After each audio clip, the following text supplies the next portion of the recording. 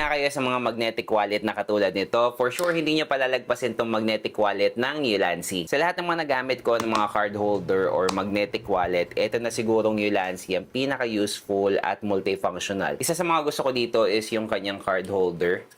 Mabilis lang ipasok yung card at kaya niyang mag-accommodate up to 6 to 8 cards. Medyo malaki kasi yung compartment ito. At magaan lang siya dahil made from carbon fiber yung ginamit nila dito. So maganda talaga yung itsura niya, guys. At kung makikita niyo dito sa likod is meron siyang magnetic ring sa likod na maiaangat nyo. Pwede nyong gawing cellphone stand yan.